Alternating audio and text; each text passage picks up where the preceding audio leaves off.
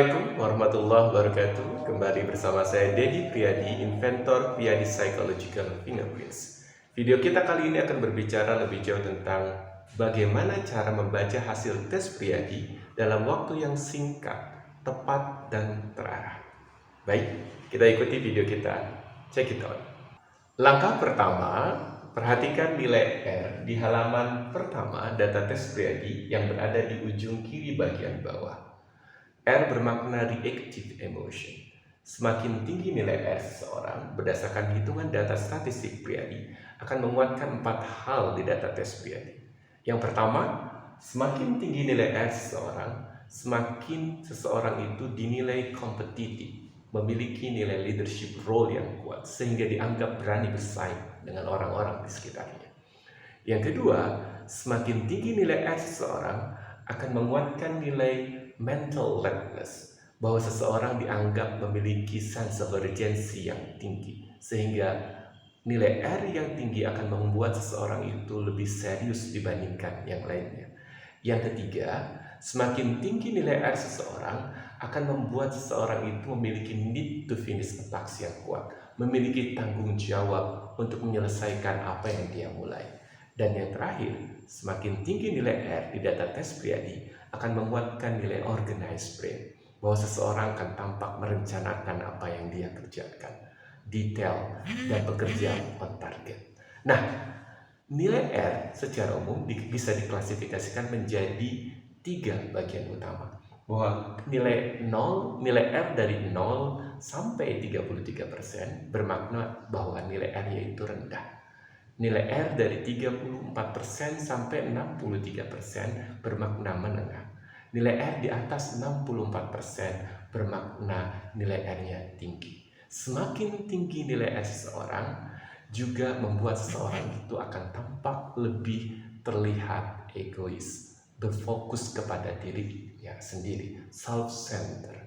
Dalam beberapa hal, nilai R yang tinggi juga menguatkan nilai reactive emotion, kecenderungan seseorang untuk memiliki harga diri yang lebih tinggi dibandingkan yang lainnya, sehingga seseorang itu tampak lebih reaktif ketika diserang. Langkah kedua adalah membaca grafik dari data tes Priyadi, yaitu seperti ini, diagram batang seperti ini. Nah, misalkan ini adalah contoh kasus dari data brain dominance. Ada nilai analytical brain, ada flexible brain, ada social brain, dan ada organized brain. Kalau kita perhatikan, nilai 92 di sini adalah nilai capaian yang dimiliki oleh seseorang berdasarkan data tes sidik jari Priyadi. Dan 75 ini adalah nilai rata sampel population kita, sementara ini adalah nilai standard deviation, jarak terhadap rata dari sampel populasi. Nah, kalau di data ini, seandainya hasil capaian itu di atas rata-rata akan ditunjukkan dengan garis warna putih ke arah ke atas. Nah, sementara kalau dia di bawah rata-rata akan ditunjukkan dengan garis warna merah menuju ke bawah. Secara umum, ini adalah grafik yang kita sebut sebagai raw data, sebagai data murni dari data tes sidik jari yang sebetulnya pemaknaannya itu akan menjadi lebih clear, lebih jelas kalau kita bisa melihat hasil data di bawahnya, yaitu terkait data Rainbow Model Assessment.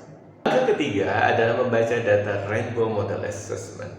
Dengan menggunakan Rainbow Model Assessment, Anda bisa membaca data dengan lebih presisi dan lebih mudah untuk dicerna. Kenapa?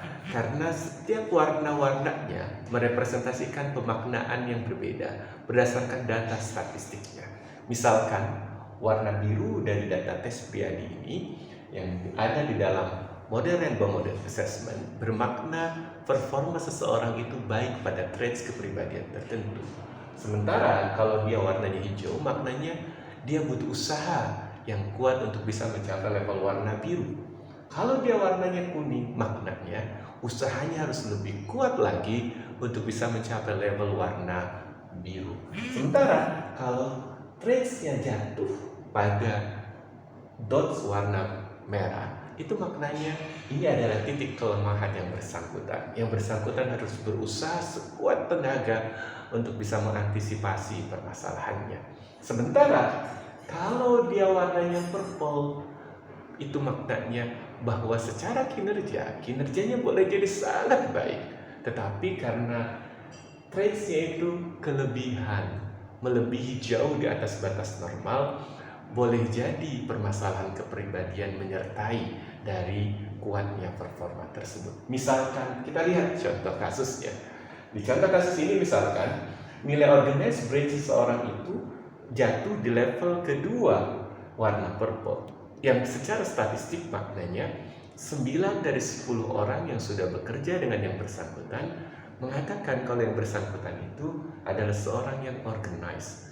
Tetapi karena kelebihan secara umum, makna lainnya adalah boleh jadi permasalahan kepribadian terkait dengan organized brain itu menyertai. Misalkan apa? Kalau seseorang dianggap terlalu perfect, orang itu cenderung lebih curigaan, lebih mudah cemas, lebih tidak mudah untuk mempercayai orang lain.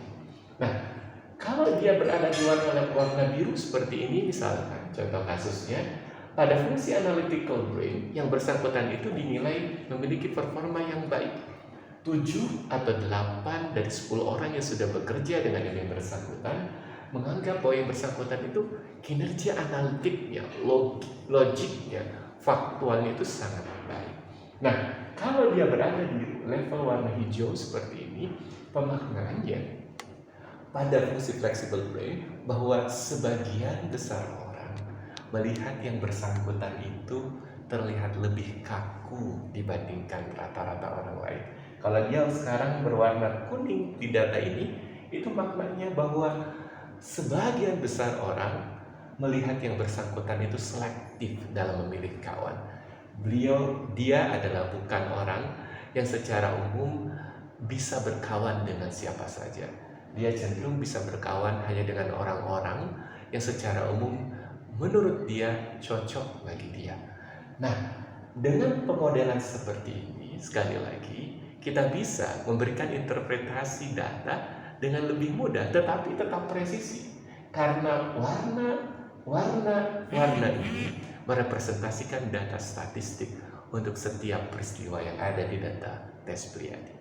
Langkah keempat adalah membaca hasil deskripsi kepribadian kita dan juga saran pengembangan yang disarankan oleh tes Priadi. Secara umum, kalau kita perhatikan bahwa kita sudah menyediakan saran pengembangan untuk setiap permasalahan yang mungkin ada dari hasil data tes Priadi. Misalkan pada kasus ini, pada sampel ini yang bersangkutan cenderung memiliki social brain yang rendah, sehingga kita memberikan saran pengembangan salah satunya diantaranya agar yang bersangkutan itu bisa lebih membangun empatiknya, lebih simpatik ketika bergaul dengan orang lain, lebih romantik ketika bergaul dengan pasangannya, lebih memberikan intimisi, kehangatan ketika berbicara bersama kawan-kawan lainnya. Terima kasih atas perhatian Bapak-bapak dan Ibu-ibu sekalian untuk bisa melihat video ini, bagaimana cara membaca cepat hasil data tes Priadi. Informasi terkait tes dan konsultasi data tes Priadi bisa dilihat di www.priaditest.com.